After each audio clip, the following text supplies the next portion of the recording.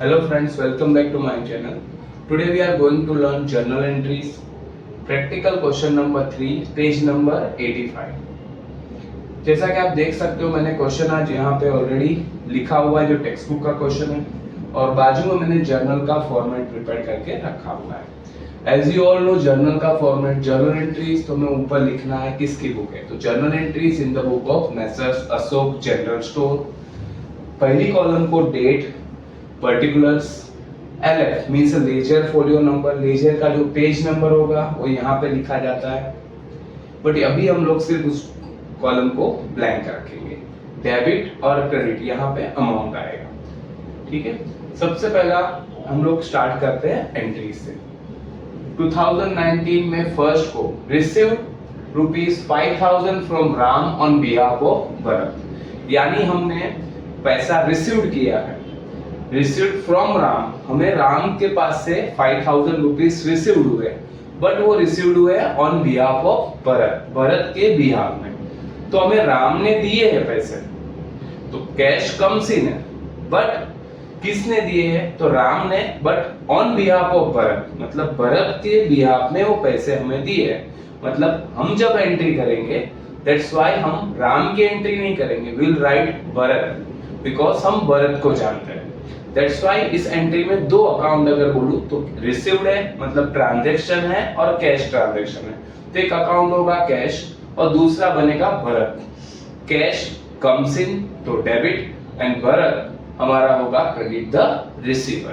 That's why cash हमारा debit और Bharat is the credit. तो इसको एंट्री में लिखते हैं। तो सबसे पहले जर्नल एंट्री जब लिखोगे तो ऊपर ईयर लिख दो 2019 जो क्वेश्चन में होगा। यहाँ बाजू में मंथ लिख दो तो बार बार आपको मंथ नहीं लिखना पड़ेगा। And now you have to write date. First transaction जैसा मैंने आपको बताया कैश अकाउंट हमारा डेबिट होगा बिकॉज कम्स इन। टू हम लिखेंगे Bharat because we know Bharat only, तो Bharat account. Amounted to ₹5000, तो कैश डेबिट है तो कैश का अकाउंट डेबिट में लिखो और भरत क्रेडिट है तो भरत का अकाउंट क्रेडिट में लिखो। ऑलवेज ध्यान रखो डेबिट के लिए हम DR शॉर्ट फॉर्म यूज करेंगे, क्रेडिट के लिए जब आप लिखो तो यहाँ 1 और 2 फिंगर का गैप रख के 2 करके क्रेडिट अकाउंट का नाम लिखना है। उसके नीचे हमें लिखना है narration. Narration can be a short explanation of your entry. यहाँ पे आपको बीइंग या फॉर से आप उसकी स्टार्टिंग कर सकते हो। Will start with a being. Being received cash from Ram, पूरा क्वेश्चन आप लिख सकते हो फ्रॉम भरत। आपको पूरा क्वेश्चन लिख देना है अमाउंट छोड़ के। अगर परसेंटेज दिया है तो you have to write, otherwise no need to write other thing. Rupees लिखने की जरूरत नहीं, कितना है। मूव करते हैं next. Fourth transaction, fourth date को है परचेज गुड फॉर कैश। हमने गुड्स परचेज किया है कैश में, तो सबसे पहला परचेज गुड्स किया है तो हम लिखेंगे परचेज अकाउंट, और ट्रांजैक्शन कैश में हुआ है तो एक अकाउंट होगा cash. Purchase is always debit because nominal में परचेज हमारा होता है एक्सपेंस, तो it's always debit. And cash जो हमारा होगा वो होगा गोज आउट, क्योंकि हम यहाँ गुड्स खरीद रहे हैं। तो अगर एंट्री में कन्वर्ट करूं purchase debit to cash account, तो हम लिखते हैं second entry that is on 4th of May, purchase account debit because purchase is our expense debit, amounted to ₹55,000। To हम लिखेंगे cash because cash goes out ₹55,000। Write the narration, यहां हम लिखेंगे being purchase goods, ठीक है। Next that is on 8th, paid for salary. हमने pay किया है सैलरी का पैसा, तो पर्पस यहां दिया है सैलरी और पेड आ गया, ट्रांजैक्शन है और पेड आ गया, मतलब ट्रांजैक्शन हो गया कैश।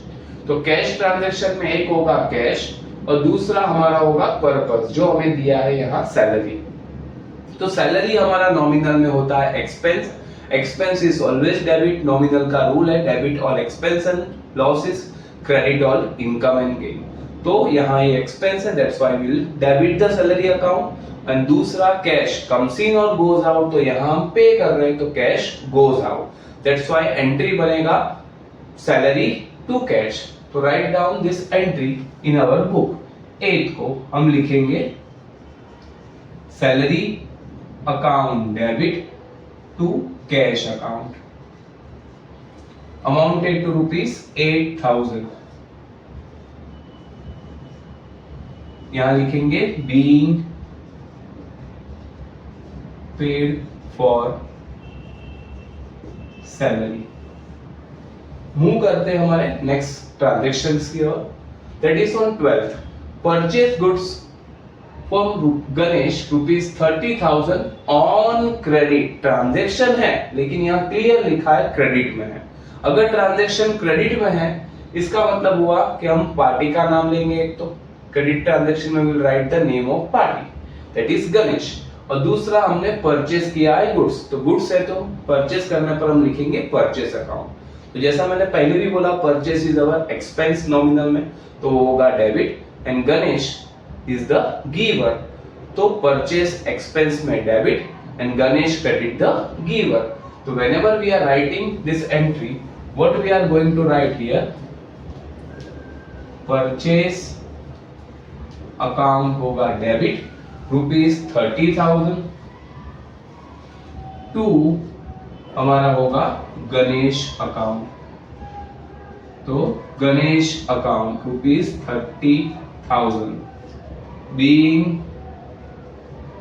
purchase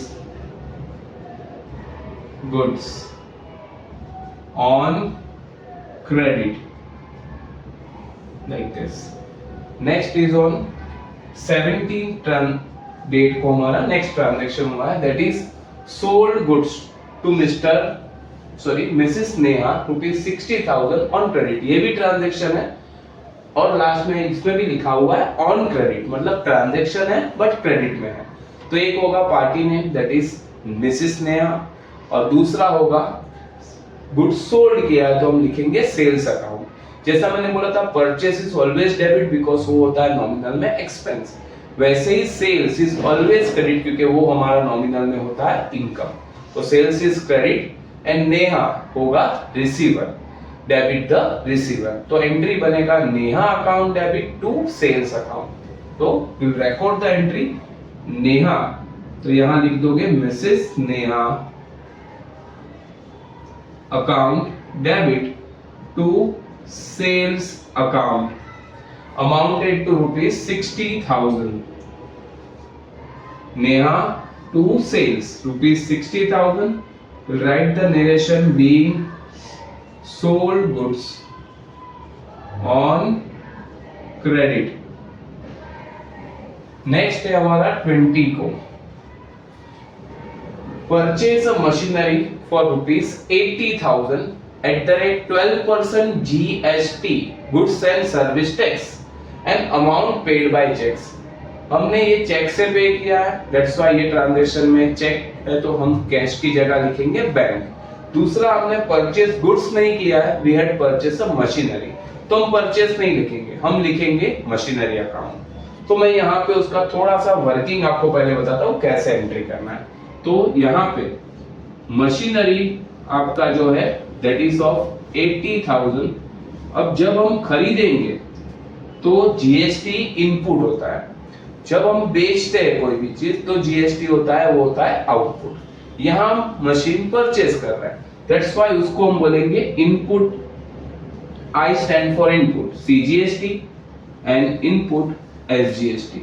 यहां बोला है 12%, तो 12% का आधा आधा, जैसे आप 10th स्टैंडर्ड में भी सीखे होंगे, whatever the GST percentage it should be divided between CGST that is Central Goods and Service Tax and SGST that is State Goods and Service Tax that is 6%।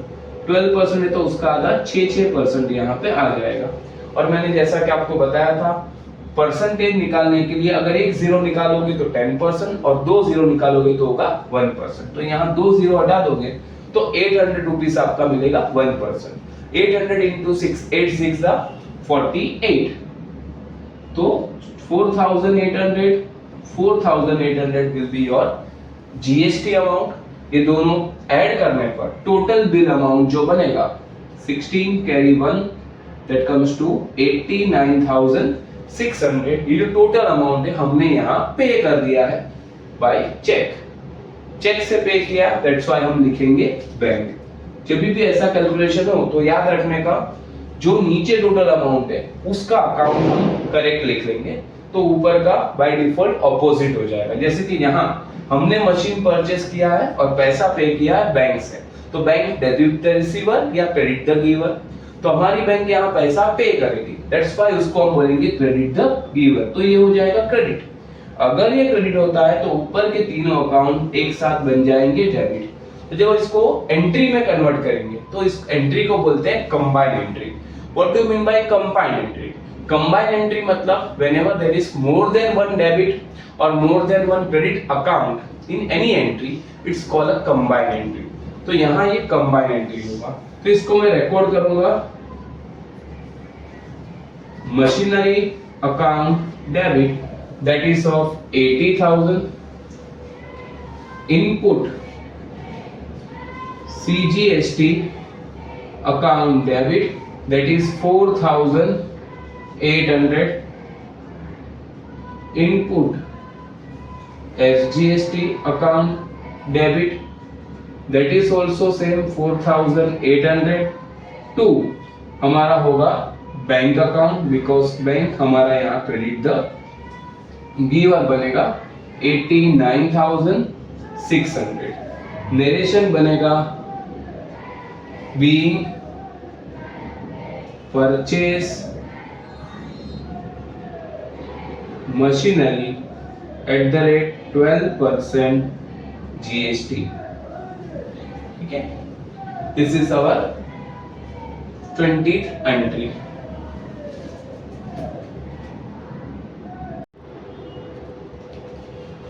Let's move to the next transaction, that is on 25th, paid to SG and Son by check।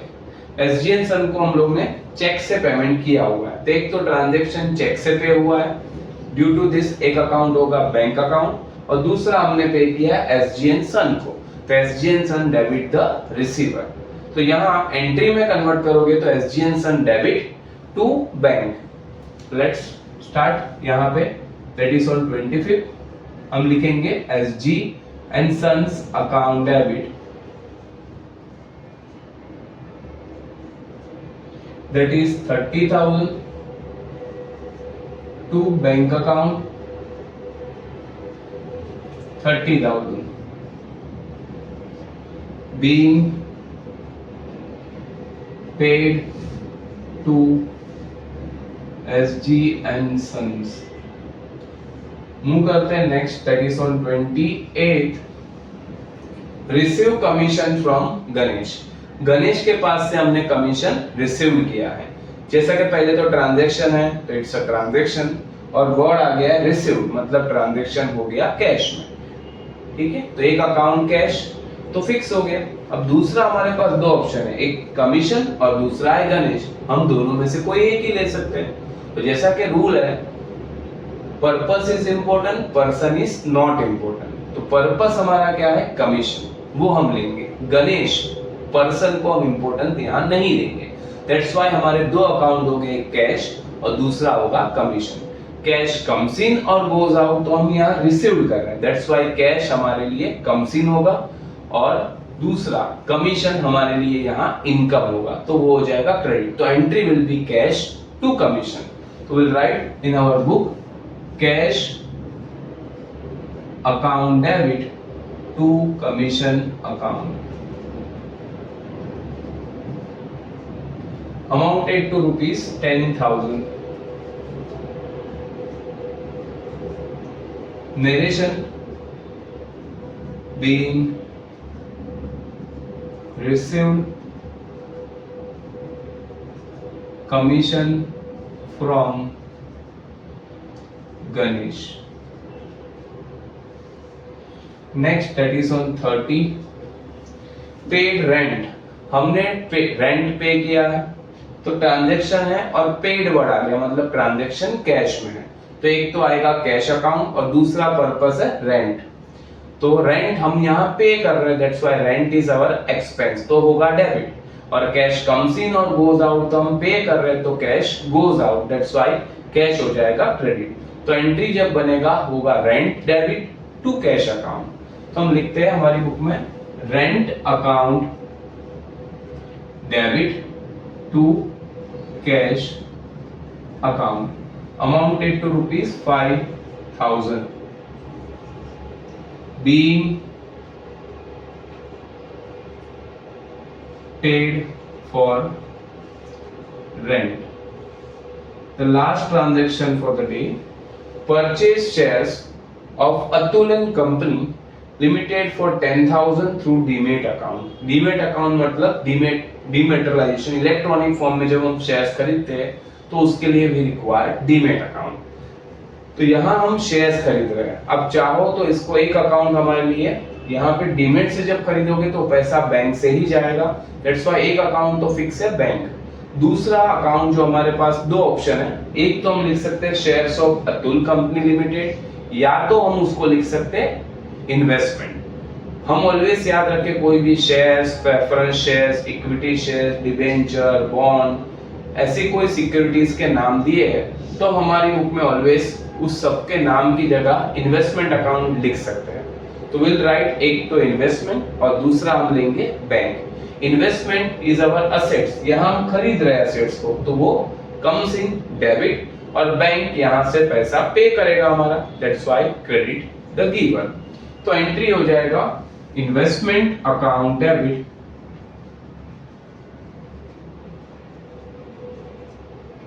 To bank account, because demat bank से link होता है, that's why पूरा पैसा जो होगा वो bank से ही जाएगा, 10,000 rupees. And the narration being purchase shares of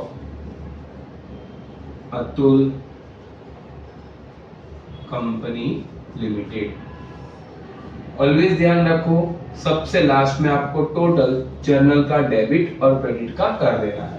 debit side का टोटल व्हाटएवर इट में बी और क्रेडिट का दोनों का टैली होना चाहिए, तो वो मैं आपके लिए छोड़ता हूँ। प्लीज कमेंट में बताना कि टोटल कितना आ रहा है। Okay, do like, share and subscribe my channel and share to your friend also, and if you have any difficulty or doubt, write in the comment section. Bye bye, thank you.